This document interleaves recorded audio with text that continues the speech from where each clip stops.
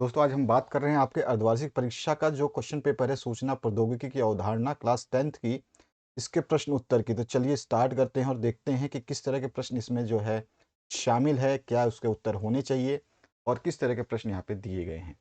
सबसे पहले प्रश्नों की बात करें तो यहाँ पर आपका दिया गया है एमएस एक्सेल की किस कमांड से किसी फाइल को सहेजा जा सकता है।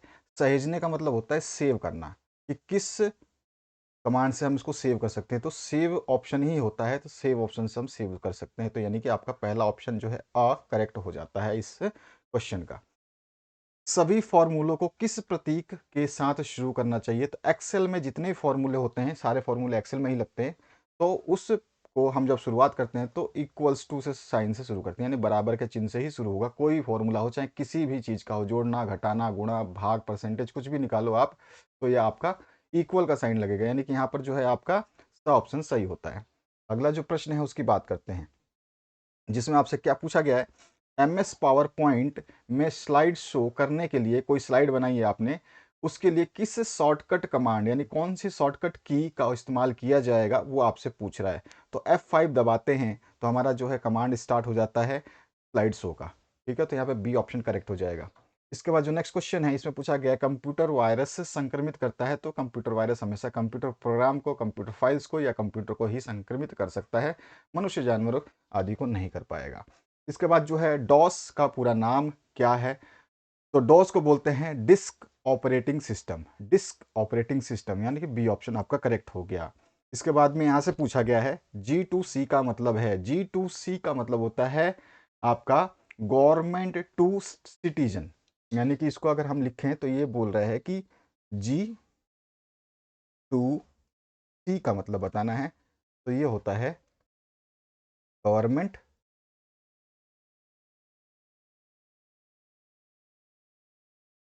ठीक है, गवर्नमेंट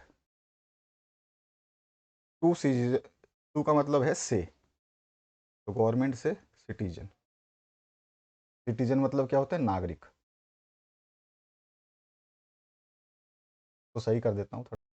तो ये हो जाता है G2C का मतलब होता है गवर्नमेंट टू सिटीजन, यानी कि सरकार से नागरिक। ठीक है, सिटीजन का मतलब है नागरिक। और कंज्यूमर होता है तो कंज्यूमर का मतलब होता है कि आपका उपभोक्ता। तो यहाँ पर जो है कोई सा भी ऑप्शन नहीं है। कंज्यूमर से गवर्नमेंट, गवर्नमेंट से बिजनेस, गवर्नमेंट से कंज्यूमर, कंज्यूमर नहीं आया यहाँ पे, सिटीजन आता। ठीक है, तो यहाँ पे यार नागरिक आता तो सही हो जाता। जिससे इनमें से कोई नहीं है तो द ऑप्शन करेक्ट हो जाएगा, लेकिन मैंने आपको आंसर बता दिया है तो आपको ध्यान रखना है। इसके बाद जो है निम्न में से कौन सा एक वेब ब्राउज़र नहीं है।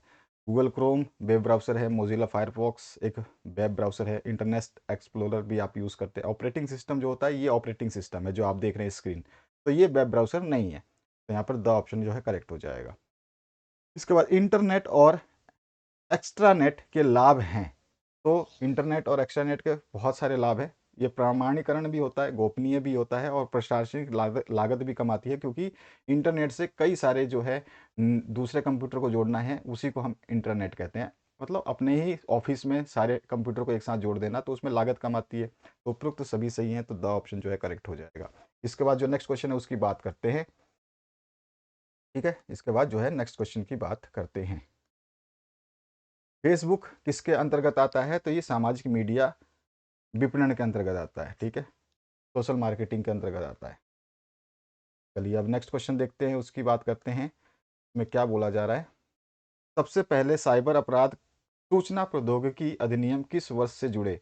तो ये 2000 वर्ष से जुड़े थे, सन 2000 से जुड़े हुए हैं ये। अब आगे बढ़ते हैं, नेक्स्ट क्वेश्चन जो आपसे पूछा गया है, इसमें पूछा गया आपसे एक्सेल फॉन्ट स्टाइल का नाम लिखिए। एक्सेल फॉन्ट स्टाइल का नाम क्या होता है। तो उसको बोलते हैं कैलिब्री। ठीक है, इसका नाम जो होता है वो होता है कैलिब्री। मैं लिख देता हूँ, आपको समझ में आ जाएगा। कै,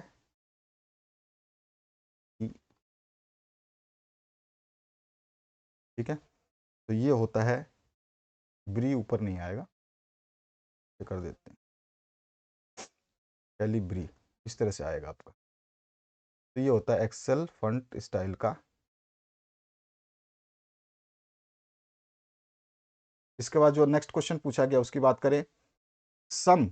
अब ये एक्सेल का फॉर्मूला है, देखो इक्वल्स टू लिखा है, इक्वल का साइन पहले लगाया, फिर सम 20+15 फॉर्मूले का परिणाम क्या होगा, तो सम का मतलब है जोड़ना, तो जोड़ेंगे तो 20+15 कितना हो जाएगा, तो हमारे पास जो आंसर आएगा, तो इसका आंसर बोलिए कि इसका परिणाम जो होगा कितना आएगा, 20, 10, 30 और 5, 35 है ना, तो 35 का परिणाम 35 आएगा। आगे देखते हैं, सॉफ्टवेयर पायरेसी से आप क्या समझते हैं। तो सॉफ्टवेयर पायरेसी से हम क्या समझते हैं कि भाई जो सॉफ्टवेयर होता है ना उसका दुरुपयोग हो जाता है बिना परमिशन के। तो सॉफ्टवेयर पायरेसी का मतलब होता है बिना लाइसेंस के सॉफ्टवेयर का इस्तेमाल करना। सीधी सी बात अगर छोटे शब्दों में लिखें, ठीक है, इसमें किसी सॉफ्टवेयर का इस्तेमाल करना या कॉपी करना या बेचना, ठीक है, या उसमें बदलाव करना, ये सारे के सारे सॉफ्टवेयर पायरेसी के अंतर्गत आते हैं। तो हम क्या लिख सकते हैं, इसका मतलब होता है, सॉफ्टवेयर पायरेसी का मतलब होता है बिना बिना लाइसेंस किसी सॉफ्टवेयर को इस्तेमाल करना या बेचना या उसमें बदलाव करना। ठीक है, तो ये हो गया आपका सॉफ्टवेयर पायरेसी का मतलब होता है बिना लाइसेंस किसी सॉफ्टवेयर को इस्तेमाल करना या बेचना या उसमें कोई बदलाव करना। ठीक है, यह जो है कॉपीराइट मामलों के अंतर्गत आता है, जिसमें कानूनी अधिकार जो सॉफ्टवेयर का मालिक है उसको होता है। अब यहाँ पर जो नेक्स्ट क्वेश्चन आपसे पूछा गया है, देखिए हर क्वेश्चन को लिख पाना पॉसिबल नहीं है, जो भी होगा मैं लिख दूंगा। वेब विपणन, यहाँ पे वेब विपणन को परिभाषित कीजिए। वेब विपणन का मतलब होता है ऑनलाइन मार्केटिंग।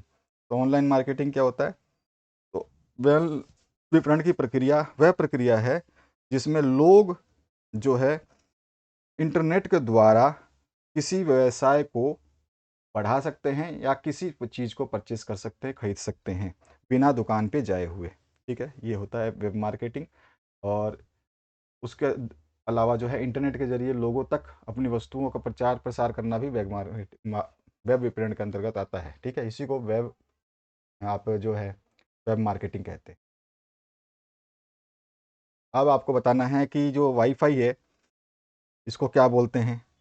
ठीक है, संक्षिप्त में समझाइए वाईफाई क्या होता है। तो वाईफाई पे आप जानते हैं। इसके अलावा DHCP क्या होता है, तो ये होता है डायनेमिक होस्ट कॉन्फ़िगरेशन प्रोटोकॉल। ठीक है, ये ध्यान रखेंगे आप। ये क्या होता है, ये होता है आपका डायनेमिक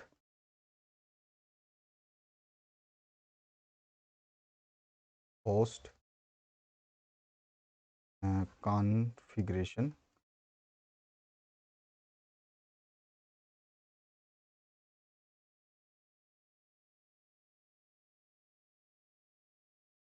प्रोटोकॉल।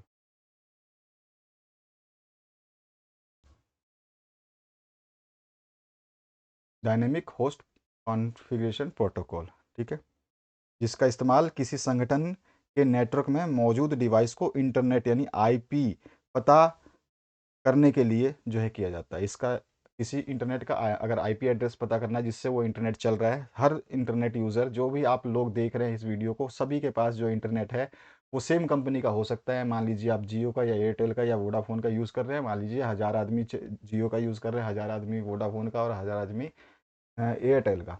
लेकिन इन टोटल मिला के 3000 हो गए, लेकिन 3000 के 3000 लोगों का भले ही सर्वर सेम हो लेकिन आईपी एड्रेस सबका अलग होगा।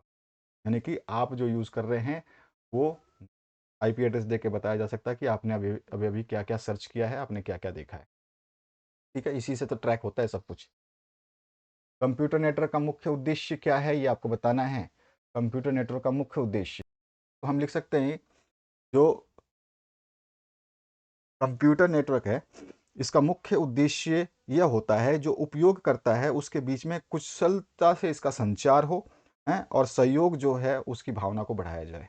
ये होता है कंप्यूटर नेटवर्क का मुख्य उद्देश्य। नहीं तो नेटवर्क सही नहीं रहेगा तो जो उपभोक्ता है वो तो चेंज कर देगा अपना नेटवर्क, है ना। तो इसमें क्या होता है कि जो कुशल संचार है ना, यानी कि जो फ्रीक्वेंसी है, जो नेट है या फिर जो टावर्स है, वो सही आने चाहिए।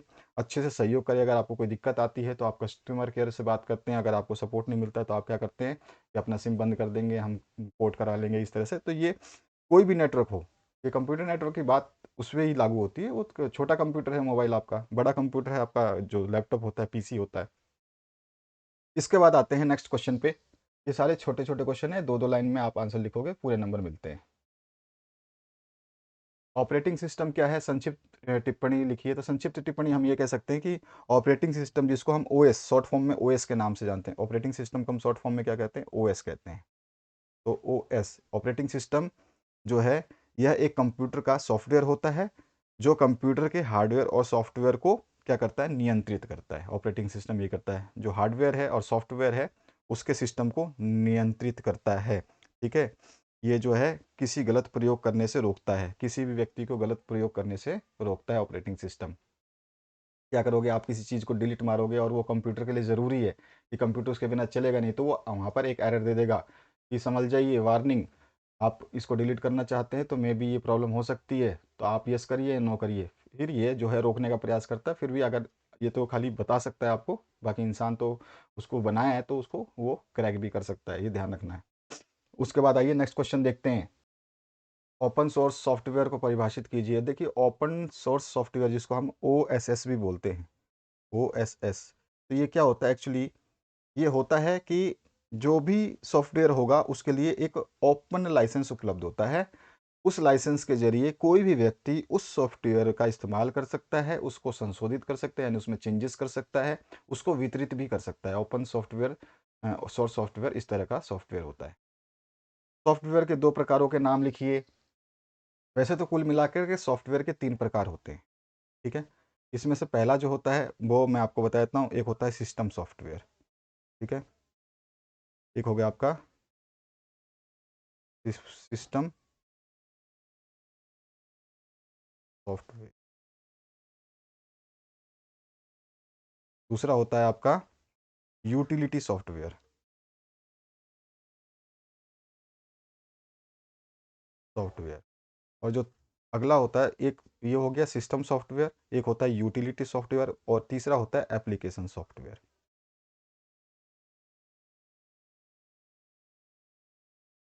ठीक है, एप्लीकेशन सॉफ्टवेयर, मैं सॉफ्टवेयर नहीं लिख रहा हूँ, बस सिस्टम सॉफ्टवेयर, यूटिलिटी सॉफ्टवेयर और एप्लीकेशन सॉफ्टवेयर, तीन तरह के ही सिस्टम होते हैं, अरे सॉफ्टवेयर होते हैं। ठीक है, मेन। आगे देखते हैं। अब इसमें क्या पूछ रहा है आपसे, कंप्यूटर वायरस क्या है, ये किस प्रकार कंप्यूटर को नुकसान पहुंचाता है। कंप्यूटर वायरस जो है ये एक हानिकारक प्रकार का जो है वायरस होता है, और जो है ये हैकर्स के द्वारा विकसित, यानी मानव जो होते हैं जो हैकिंग करना चाहते हैं उनके द्वारा विकसित किया जाता है। कंप्यूटर स्वयं इसको विकसित नहीं करता है। ठीक है, ये हो गया कंप्यूटर वायरस। और जो है इसमें कई तरह के कोडिंग छुपे होते हैं, कुछ विज्ञापन छुपे होते हैं, कुछ लिंक छुपे होते हैं। और किस प्रकार नुकसान पहुंचाता है यही बता रहा हूं मैं, कि इस वायरस में किसी प्रकार का विज्ञापन हो सकता है, किसी प्रकार का कोड हो सकता है, किसी प्रकार का वीडियो हो सकता है, कोई भी लिंक हो सकता है, कोई भी फोटो हो सकती है जो संक्रमित रहेगा वायरस के साथ में। और जैसे उस पर क्लिक किया जाएगा तो ऑटोमेटिकली जो है हैकर्स तक उसकी लिंक पहुंच जाएगी, और जो है वो वायरस उस कंप्यूटर के अंदर घुस जाएगा, पूरी तरह से सिस्टम में अटैक कर देगा। और जब चाहे उस वायरस के थ्रू जो हैकर्स जिसने इसको वायरस को बनाया है उसमें वो अपना कब्जा कर सकता है, जब चाहे उसको नुकसान पहुंचा सकता है, यानी कंप्यूटर को हैक कर सकता है। जो आप वो कर रहे हो या जो भी आप देख रहे हो वो सब वो जान जाएगा। आपके बैंक अकाउंट हो चाहे आपका कुछ भी हो, वो सब कुछ वो उसके पास पहुंच जाएगा। चाहे तो वो इस कंप्यूटर को वहीं बैठे बैठे बंद भी कर सकता है और ख़राब भी कर सकता है। इसके बाद देखिए, यहाँ पर बोला गया है पारंपरिक और ई व्यापार में अंतर समझाइए। आप तो बता ही सकते हैं पारंपरिक व्यापार क्या होता है भाई। इसमें व्यवसाय में क्या होता है, इस व्यापार में स्थानीय स्टोर होते हैं, स्थानीय दुकान होती है जिससे व्यवसाय किया जाता है। जिसमें स्थानीय ग्राहक जो है आसानी से अपनी सेवाएं उपलब्ध कर सकते हैं या करा सकते हैं। ये व्यापार में जो है कोई आपका ये स्टोर नहीं होता है, कोई एक दुकान नहीं होती है, कोई स्टोर नहीं होता है, यह केवल ऑनलाइन सर्विस होती है जिसमें जो है लोग अपने अपने प्रोडक्ट्स को बेचते हैं अपने अपने घरों से। उसको पहुंचाने के लिए कई तरह की कंपनियां काम करती हैं, जिसमें जैसे हम अमेजोन बोल सकते हैं, फ्लिपकार्ट बोल सकते हैं, ईबे बोल सकते हैं, बहुत सारी कंपनियां हैं। तो इस तरह से आप जो है आप आगे पीछे अंतर लिख सकते हैं। इलेक्ट्रॉनिक भुगतान के विभिन्न तरीकों को विस्तार पूर्वक समझाइए। इलेक्ट्रॉनिक भुगतान के जो विभिन्न तरीके हैं उसको आप समझा सकते हैं कि भाई उस इलेक्ट्रॉनिक भुगतान के जो है विभिन्न तरीके कौन कौन से हो सकते हैं। तो इसमें हम कह सकते हैं कि इलेक्ट्रॉनिक भुगतान के विभिन्न तरीकों में एक तो आपका हो गया जैसे कि एटीएम कार्ड, ठीक है। उसके अलावा जो है आप एटीएम कार्ड से भुगतान कर सकते हैं, डेबिट कार्ड से कर सकते हैं, आजकल तो ई वॉलेट भी आ गए हैं, है ना। उसके अलावा जो है आप इलेक्ट्रॉनिक चेक भी दे सकते हैं, ऑनलाइन ट्रांजेक्शन कर सकते हैं, यूपीआई कर सकते हैं। ये सारे के सारे जो है इलेक्ट्रॉनिक भुगतान के विभिन्न तरीके हैं जिनको आप समझा सकते हैं आसानी से। इंटरनेट पर कौन सी सेवाएं उपलब्ध हैं, विस्तार पूर्वक समझाइए।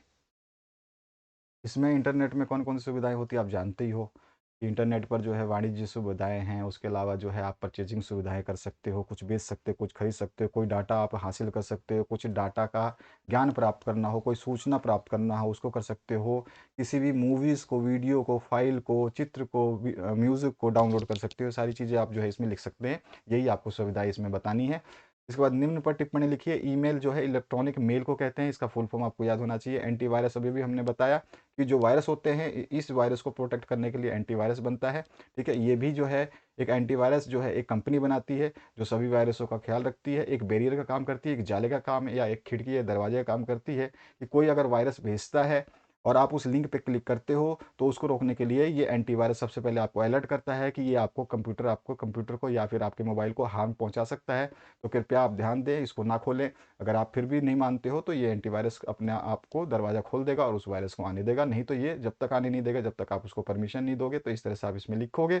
www का फुल फॉर्म तो जानते ही हो, वर्ल्ड वाइड वेब होता है इसका फुल फॉर्म, और इसके शोधकर्ता का नाम भी पूछ लेता है। तो इस तरह के क्वेश्चंस आपसे पूछे जाएंगे एग्जाम में।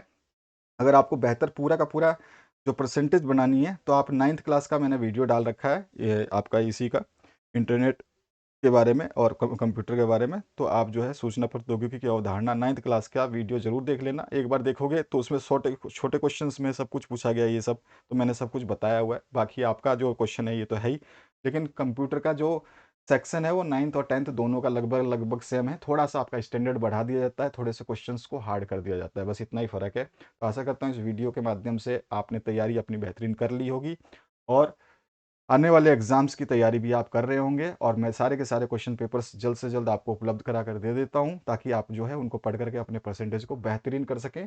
और आपके जो मॉडल पेपर्स आ चुके हैं उनके सॉल्यूशंस जल्द ही उपलब्ध करा दिए जाएंगे। Thank you very much, have a good day.